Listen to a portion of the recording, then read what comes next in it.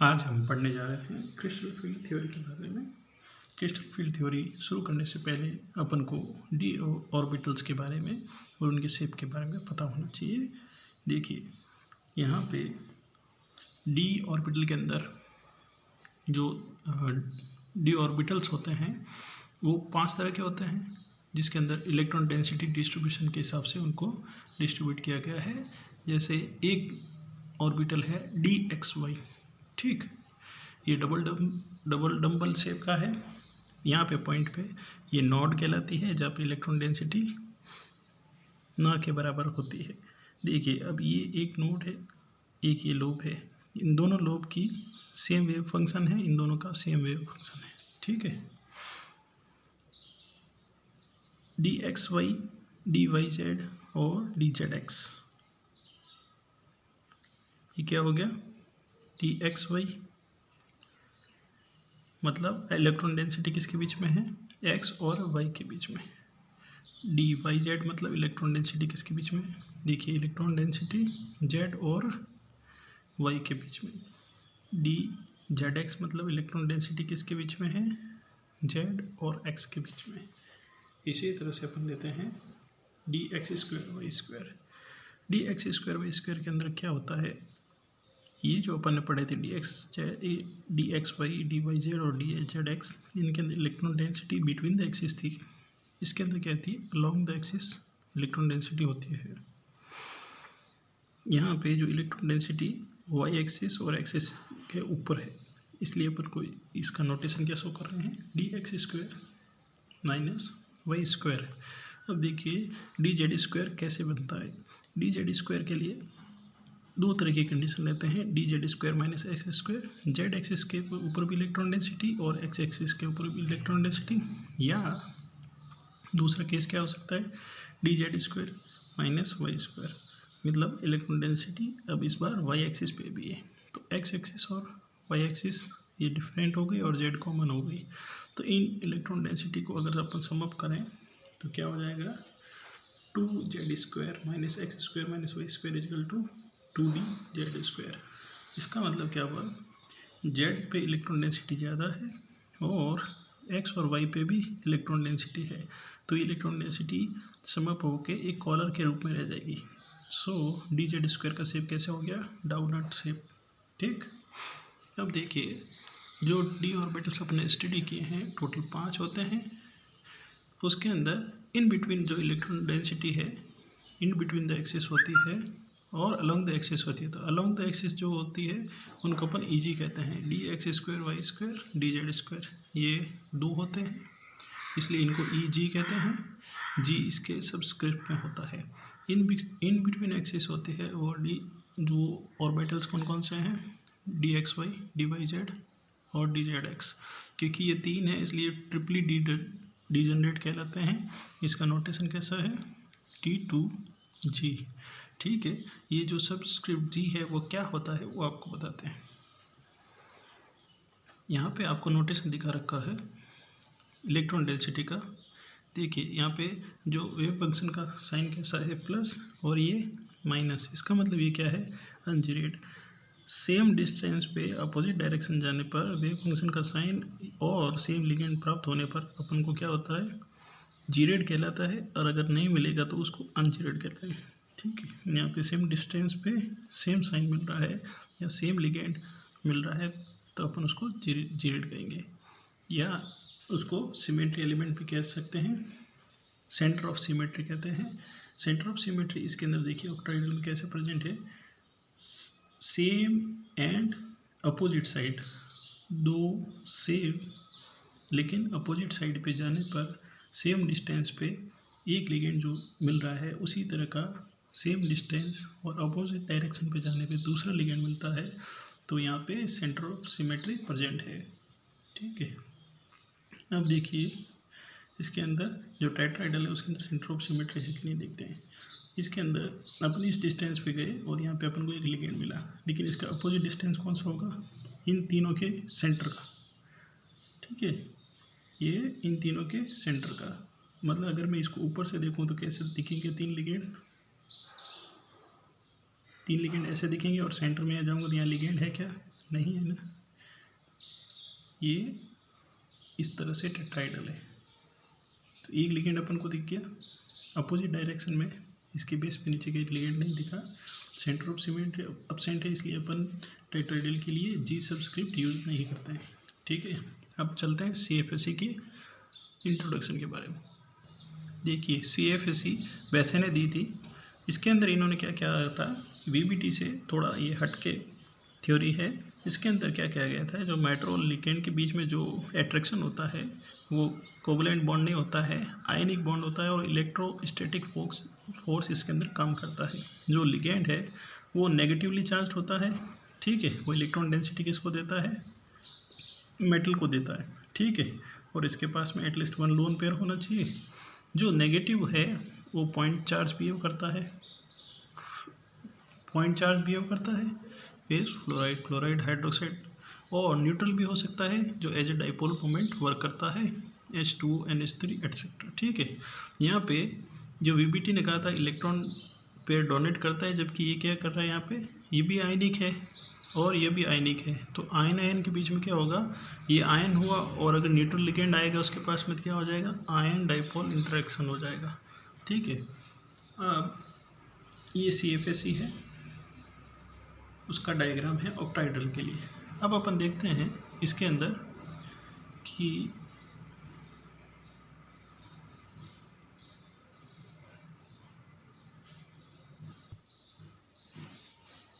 जो d orbitals होते हैं T2G और EG।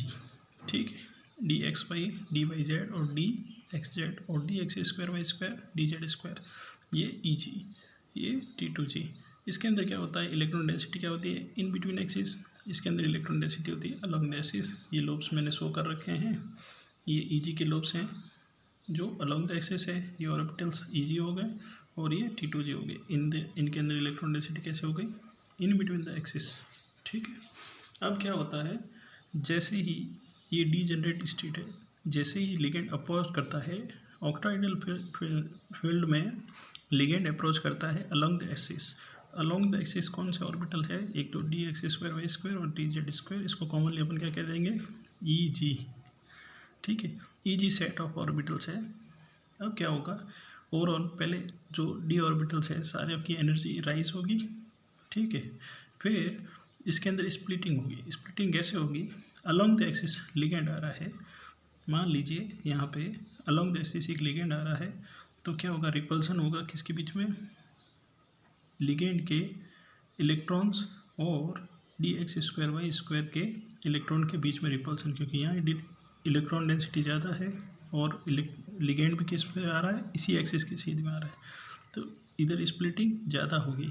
यहाँ पे अगर इलेक्ट्रॉन आएगा तो कहाँ है, इलेक्ट्रॉन डेंसिटी साइडवेज में है, तो इतनी इसके अंदर एनर्जी का स्प्लिटिंग नहीं होगा।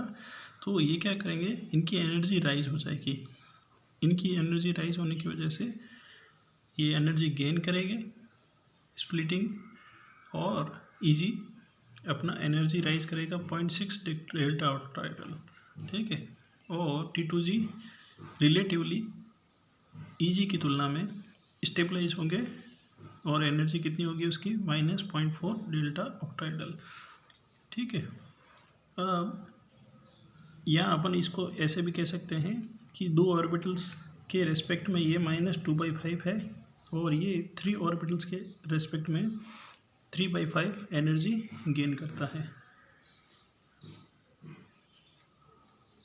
अब CFSE के अंदर जो क्रिस्टल फील्ड थ्योरी है उसको अपन निकालने का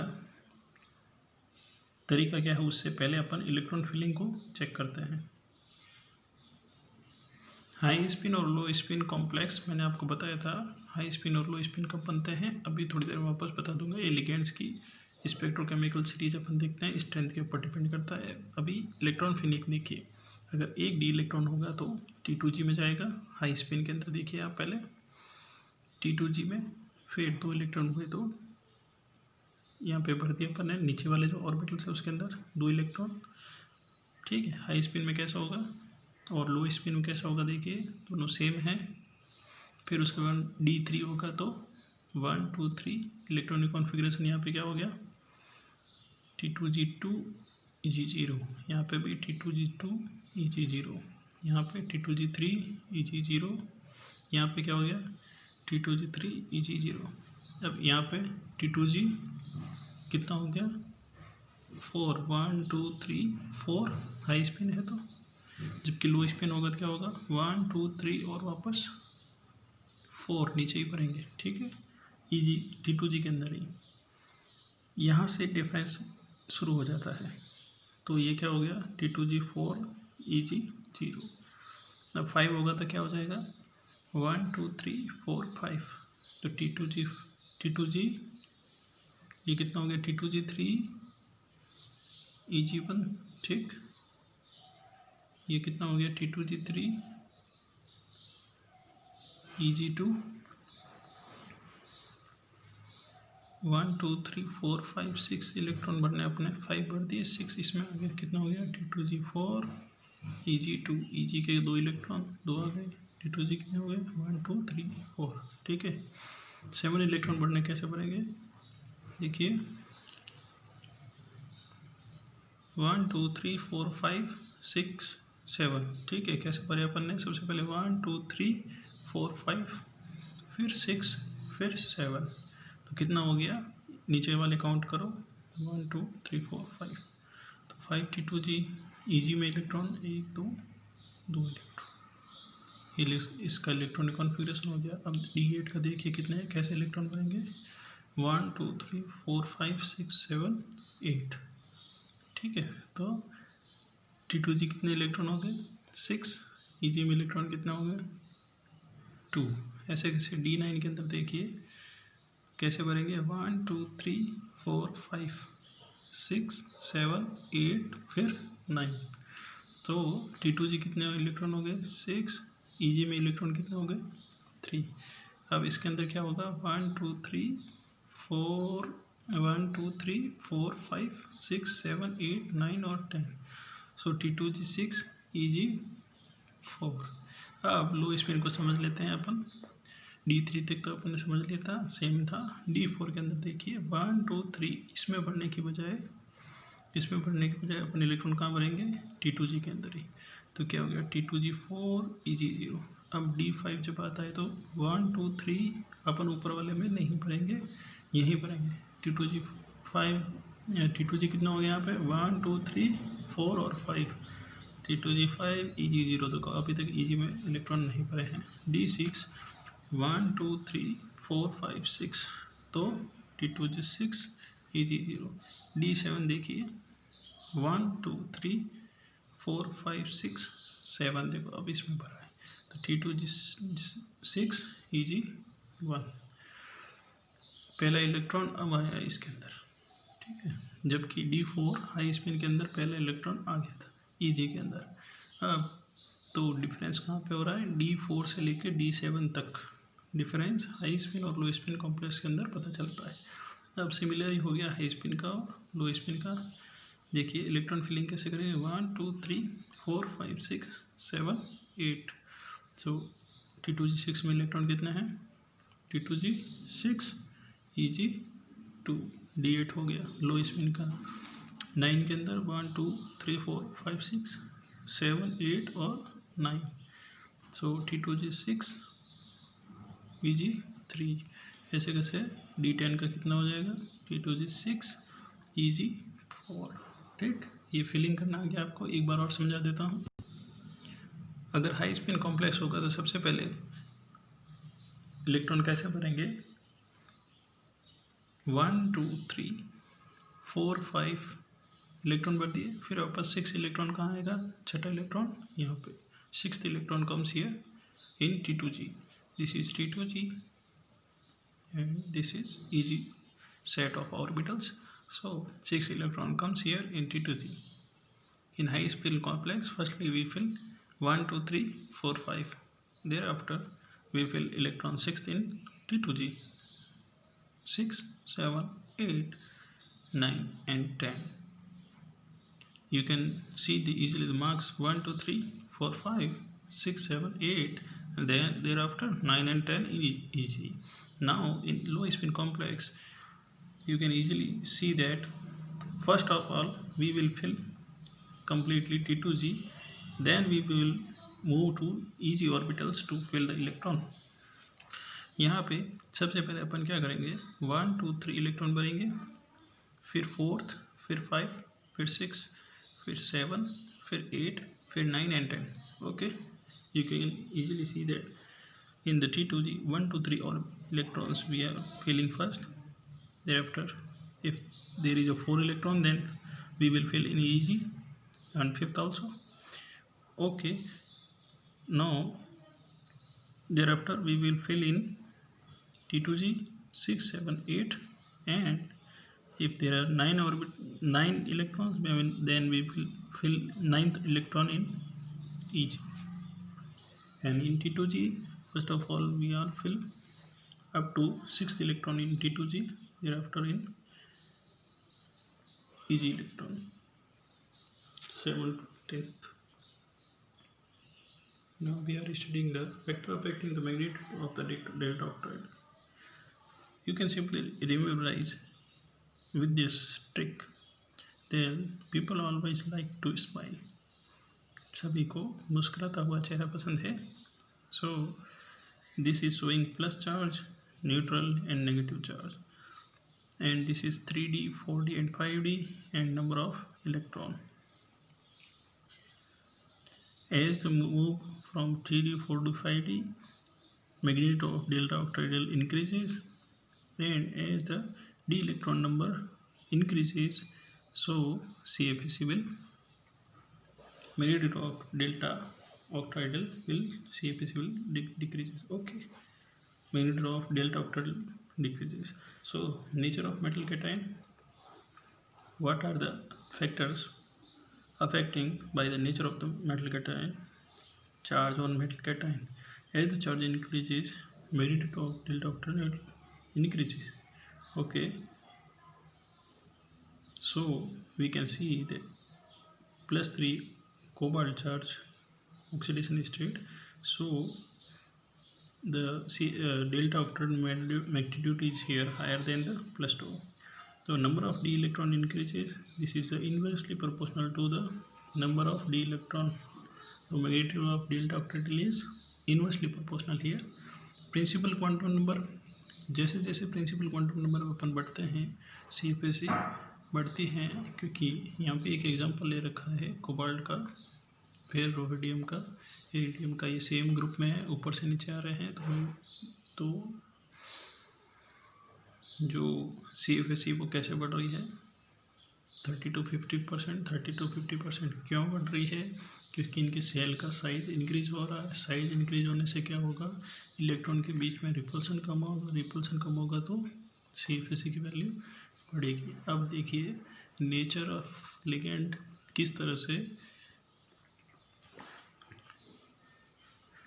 CFSE को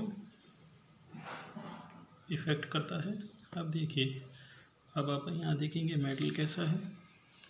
मेटल अगर मान लो 3D का है तो वीक लिगेंड अगर आ रहा है, मीन्स उसके अंदर क्या है, पेयरिंग एनर्जी हाई है. पेयरिंग एनर्जी कैसी है, हाई है. Then CFSE, so weak field है, हाई स्पिन, आउटर स्पेयर. तो अपन यहाँ इलेक्ट्रॉनिक कॉन्फ़िगरेशन चेंज नहीं करेंगे, ठीक है. ये हाई स्पिन कॉम्प्लेक्स बनाएंगे. अगर स्ट्रेंथ लिगेंड आ रहा है, मीन्स जो CFSE की स्प्लिटिंग ज़्यादा हो रही है पेयरिंग एनर्जी की वजह से, तो ये इलेक्ट्रॉन यहाँ से यहाँ जाने में ज़्यादा एनर्जी लगेगी, तो इलेक्ट्रॉन क्या करेगा, पहले इधर ही फिल हो जाएगा. सो लो स्पिन कॉम्प्लेक्स बन जाएंगे. और 4D5 सीरीज में क्या होगा, ये हमेशा लो स्पिन कॉम्प्लेक्स बनाएंगे, मतलब इनके अंदर स्प्लिटिंग हमेशा ज़्यादा होती है. सो इलेक्ट्रॉन पहले पेयरिंग होगा, तो स्ट्रॉन्ग लिगेंड. और 4D5D सीरीज़ के अंदर सेम रहेगा. 4D5D सीरीज लिगेंड के नेचर पे नहीं डिसाइड होता है, इनके अंदर हमेशा लो स्पिन ही कॉम्प्लेक्स बनेंगे या इनर स्पेयर कॉम्प्लेक्स ही बनेंगे. अब अपन देखते हैं पेयरिंग एनर्जी के बारे में. पेयरिंग एनर्जी हमेशा लो स्पिन कॉम्प्लेक्स के बारे में काम में आएगी. ये केवल D4 to D7 के लिए ही काम में आती है. पेयरिंग एनर्जी क्या होती है, पेयरिंग एनर्जी होती है जो लिगेंड होता है स्ट्रॉन्ग फील्ड का, उसकी वजह से पेयरिंग की जाती है इलेक्ट्रॉन्स की, उसको अपन पेयरिंग एनर्जी कहते हैं। इलेक्ट्रॉन को पेयरिंग करने के अंदर कितनी इलेक्ट्रॉन एनर्जी रिक्वायर्ड है उसको पेयरिंग एनर्जी कहते हैं। ठीक है, जैसे यहाँ D6 है, अगर ये हाई स्पीड होता तो अपने इलेक्ट्रॉन कैसे फिल करते, 1 2 3 4 5 एंड 6। सो अगर इसकी जगह पे स्ट्रॉन्ग लिगेंड काम में लिया जाए तो क्या होगा, ये दोनों इलेक्ट्रॉन इसी में फिल हो जाएंगे। तो हाई जो स्ट्रेंथ वाला लिगेंड है उसने क्या किया, इन दोनों इलेक्ट्रॉन को यहाँ पेयरिंग कराने के लिए एनर्जी लगाई। सो उस एनर्जी को अपन क्या कहेंगे, पेयरिंग एनर्जी। और कितने इलेक्ट्रॉन को पेयरिंग कराने में काम आया, 2 इलेक्ट्रॉन। तो यहाँ पे पेयरिंग एनर्जी कितनी हो गई, 2। ठीक है, ये हमेशा लो स्पिन कॉम्प्लेक्स के लिए ही काम में आएगी, हाई स्पिन के लिए नहीं काम में लेते हैं। अब देखते हैं CFSE लो स्पिन और हाई स्पिन के अंदर अपन कैसे कैलकुलेट करते हैं। CFSE के लिए वैल्यू होते हैं, फॉर्मूला क्या होता है CFSE के लिए, T2G अपन ने देखा था डायग्राम के अंदर, -0.4 था स्टेबलाइज। सो कि नंबर ऑफ इलेक्ट्रॉन कितने हैं T2G में वो, और प्लस EG के अंदर है 0.6 into number of electron in EG, multiply करके दोनों को एडिशन करेंगे तो ऑक्टाइडल की CFSE आ जाएगी। और मीन पेयर एनर्जी, अगर लो स्पिन कॉम्प्लेक्स है तो मीन पेयर एनर्जी भी अपन कैलकुलेट करेंगे। अब देखिए मैंने यहाँ पे एक टेबल बना रखी है लो स्पिन और हाई स्पिन के लिए इलेक्ट्रॉनिक कॉन्फ़िगरेशन। यहाँ पे आपको दिखा रखा है लो स्पिन के अंदर क्या होता है, CFSE की वैल्यू पेयरिंग एनर्जी से स्प्लिटिंग ज़्यादा होने की वजह से यहाँ पे पेयरिंग हो जाती है।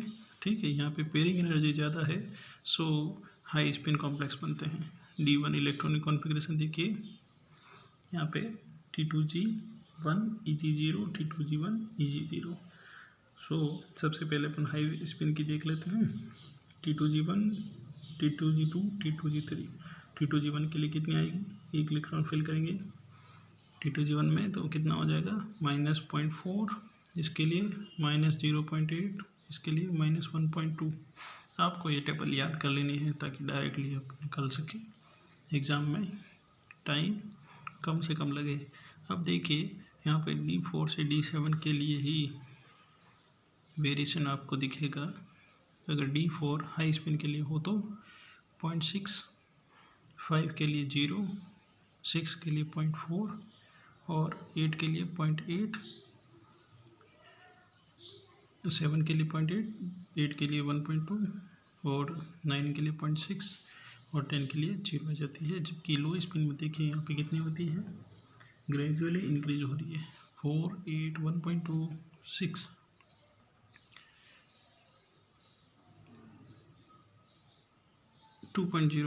और 6 नहीं हो गया, यहाँ पे कितने हो गए, यहाँ पे कितने 16, फिर 20, फोर्थ का हो गया 4, 8, 1.2, 16, 20, 2.0, 2.4 मैक्सिमम हो गई, वापस डिक्रीज शुरू हो गई।